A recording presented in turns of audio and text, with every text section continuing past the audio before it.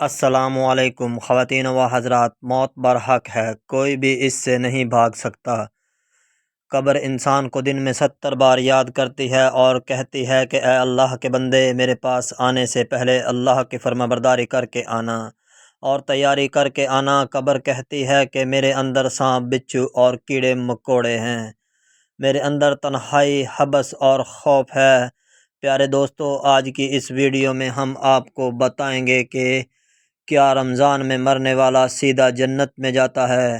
اگر روزے کی حالت میں کسی انسان کی موت ہو جائے تو اللہ تبارک و تعالی کی طرف سے اسے کیا انعام دیا جاتا ہے، اور اللہ تبارک و تعالی اس کے ساتھ قبر میں کیا معاملہ کرتے ہیں؟ بہت سے لوگوں نے یہ سنا ہے کہ رمضان میں مرنے والا سیدھا جنت میں جاتا ہے۔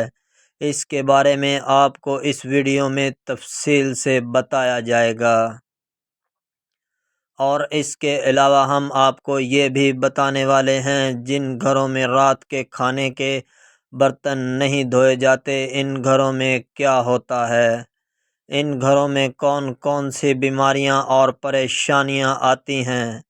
حضرت علی رضی اللہ تعالی عنہ کا اس بارے میں کیا فرمان ہے۔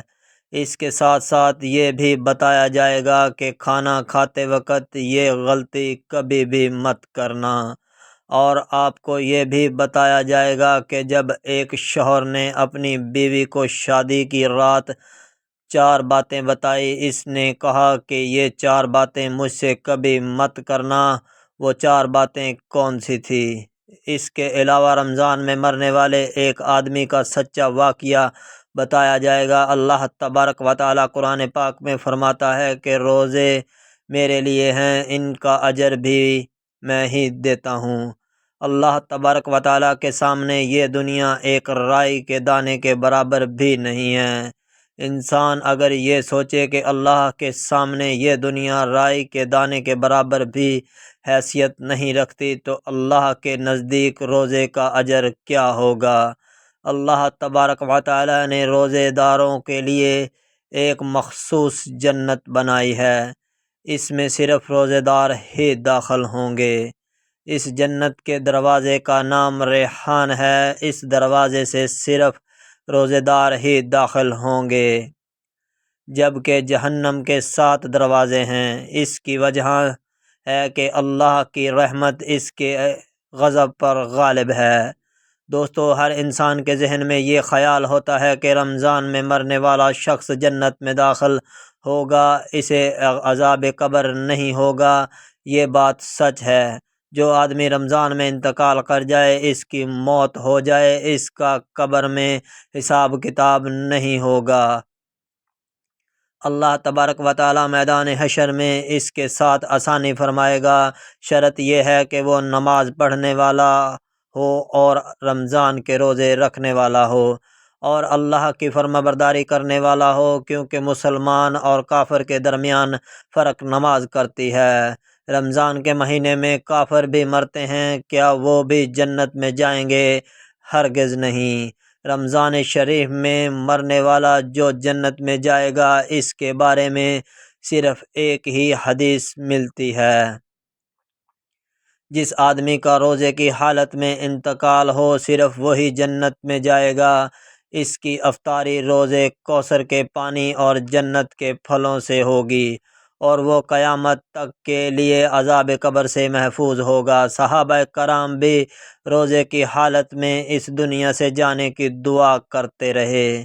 جو آدمی اس دنیا سے روزے کی حالت میں رخصت ہوا، اس کے لیے نہ ہی روزے میسر اور نہ ہی حساب و کتاب اور نہ ہی قیامت کی سختیاں ہوں گی۔ وہ آدمی جنت میں داخل ہو کر اللہ تعالیٰ کی نعمتوں سے فائزیاب ہو رہا ہوگا، گویا اللہ تعالیٰ اس کے جنت میں جانے کا اہتمام خود کریں گے۔ حضور اکرم صلی اللہ علیہ وآلہ وسلم کا فرمان ہے کہ جس کو افطار کے اہتمام میں موت آئی وہ جنت میں داخل ہوگا، اور جسے حج کرتے وقت موت آئی وہ بھی جنت میں داخل ہوگا، اور جس کو صدقہ دیتے وقت موت آئی وہ بھی جنت میں داخل ہوگا۔ روزے کی حالت میں فوت ہونے والے کے لیے ایک اور بہت بڑی خوشخبری ہے۔ حضرت عائشہ رضی اللہ تعالی عنہا سے روایات ہے کہ حضرت محمد صلی اللہ علیہ وآلہ وسلم نے فرمایا ہے، جس کا روزے کی حالت میں انتقال ہوا اسے قیامت تک کے روزے کا ثواب ملتا رہے گا۔ ماشاء اللہ، یہ کس قدر خوشخبری کی علامات ہے۔ حضور اکرم صلی اللہ علیہ وآلہ وسلم نے فرمایا، یہ رمضان تمہارے پاس آ گیا، اس میں جنت کے دروازے کھول دیے جاتے ہیں اور جہنم کے دروازے بند کر دیے جاتے ہیں، شیاطین کو قید کر دیا جاتا ہے۔ محروم ہے وہ شخص جس نے رمضان کو پایا اور اس کے روزے نہ رکھے، اس کی رمضان میں مغفرت نہ ہوئی تو کب ہوگی۔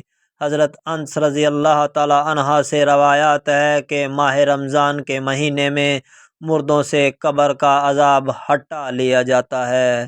آپ صلی اللہ علیہ وآلہ وسلم نے فرمایا کہ جب ماہ رمضان کی پہلی رات ہوتی ہے، شیطانوں اور سرکس جنوں کو بیڑیاں پہنا دی جاتی ہیں اور جہنم کے دروازے بند کر دیے جاتے ہیں، ان میں سے کوئی دروازہ بھی کھلا نہیں جاتا۔ حضور اکرم صلی اللہ علیہ وآلہ وسلم نے فرمایا کہ 5 نمازیں اور ایک جمعے سے لے کر دوسرا جمعہ پڑھنے اور ایک رمضان سے دوسرے رمضان تک کے روزے رکھنا، اس کے درمیان میں اگر کوئی انسان فوت ہو جاتا ہے تو اس کے گناہ معاف کر دیے جاتے ہیں۔ ایک مرتبہ حضور اکرم صلی اللہ علیہ وآلہ وسلم نے منبر کے ایک درجے پر آمین کہا اور پھر دوسرے درجے پر بھی آمین کہا اور پھر تیسرے درجے پر بھی آمین کہا۔ صحابہ کرام نے پوچھا کہ یا رسول اللہ، یہ کیا ماجرا تھا؟ رسول اللہ صلی اللہ علیہ وآلہ وسلم نے کہا کہ جبرائیل امین میرے پاس آئے اور انہوں نے کہا کہ جس نے رمضان کے روزے پائے وہ بخشا نہ گیا، وہ بدقسمت ہو گیا۔ میں نے کہا آمین۔ پھر جب دوسرے درجے پر چڑھا تو جبرائیل امین نے کہا کہ اگر جس شخص کے سامنے آپ کا نام لیا جائے اس نے آپ پر درود نہیں پڑھا تو وہ بھی بدقسمت ہو گیا۔ میں نے کہا آمین۔ جب تیسرے درجے پر چڑھا تو جبرائیل امین نے فرمایا جس نے اپنے بوڑھے ماں باپ کو پایا اور ان کی خدمت نہ کی وہ بھی بدقسمت ہو گیا۔ میں نے کہا آمین۔ حضرت علی رضی اللہ تعالی عنہ نے فرمایا کہ کھانا کھاتے وقت ایک غلطی کبھی بھی مت کرنا۔ ایسا حضرت علی نے کیوں فرمایا؟ دوستو، حضرت علی رضی اللہ تعالی عنہ کے پاس ایک آدمی آ کر کہنے لگا، یا علی، میں رکھی چیزوں کو بھول جاتا ہوں، اگر میں نے کسی سے بات کی ہو تو وہ بھی مجھے یاد نہیں رہتی، میری یادداشت کمزور ہے، میں اسی وجہ سے بہت پریشان ہوں۔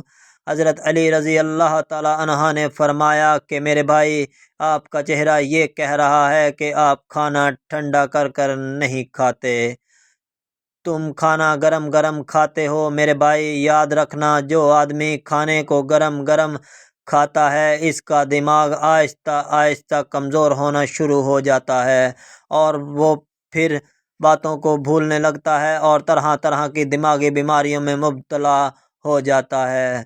وہ شخص حضرت علی رضی اللہ تعالی عنہ سے پوچھنے لگا کہ میں کھانا کس طرح کھاؤں؟ حضرت علی رضی اللہ تعالی عنہ نے فرمایا کہ کھانا بیٹھ کر کھایا کرو اور کھانا چبا چبا کر کھایا کرو اور کھانا کھاتے وقت باتیں مت کیا کرو اور کھانا کھانے سے پہلے پانی پی لیا کرو۔ کھانا کھاتے وقت چھوٹے چھوٹے نوالے منہ میں ڈال کر کھایا کرو اور کھانا کھانے کے بعد اللہ تبارک و تعالیٰ کا شکر ادا کیا کرو۔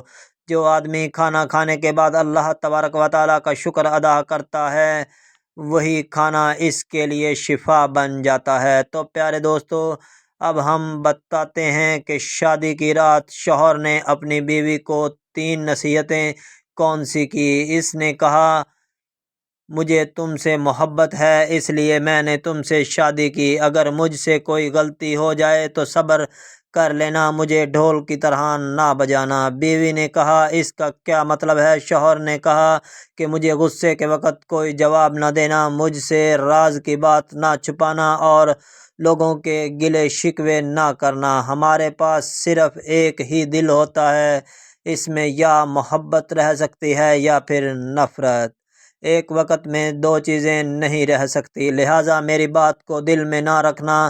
حضرت علی کا ان گھروں کے بارے میں کیا فرمان ہے جن گھروں میں رات کے برتن نہیں دھوئے جاتے۔ ایک عورت حضرت علی رضی اللہ تعالی عنہ کے پاس آئی اور کہنے لگی کہ وہ میری کون سی ایسی عادت ہے جس کی وجہ سے میری تکلیفیں اور پریشانیاں ختم نہیں ہوتی۔ حضرت علی نے فرمایا کہ اے عورت، تیری ایک عادت بہت ہی بری ہے جس کی وجہ سے تمہاری پریشانیوں میں اضافہ ہوتا جا رہا ہے۔ تم رات کے برتن ایسے ہی چھوڑ دیتی ہو۔ اے عورت، یہ یاد رکھنا، جن گھروں میں رات کے برتن پڑے رہتے ہیں ان گھروں میں شیطان سونگھتے ہوئے آتا ہے اور اس بچے ہوئے کھانے کو کھاتا ہے۔ اس طرح ان گھروں میں پریشانیوں کا سلسلہ شروع ہو جاتا ہے۔ اس گھر کے افراد آپس میں لڑنے جھگڑنے لگتے ہیں اور ایک دوسرے سے نفرت کرنے لگتے ہیں۔ اس طرح گھر کا سارا سکون برباد ہو جاتا ہے۔ خواتین و حضرات، اللہ تبارک و تعالی نے حضرت علی کو بے شمار علم سے نوازا۔ حضور اکرم صلی اللہ علیہ وآلہ وسلم نے حضرت فاطمہ سے فرمایا کہ میں نے تمہاری شادی سب سے زیادہ علم رکھنے والے اور سب سے پہلے اسلام قبول کرنے والے کے ساتھ کی ہے۔ حضرت علی رضی اللہ تعالی عنہ فرماتے ہیں کہ میں قرآن پاک کے بارے میں جانتا ہوں کہ وہ کس جگہ اور کیسے نازل ہوئی۔ حضرت عمر رضی اللہ تعالی عنہ فرماتے ہیں کہ حضرت علی ہمارے سب سے بڑے قاری ہیں۔ اگر آپ کو ہماری ویڈیو اچھی لگی ہو تو چینل کو سبسکرائب کریں۔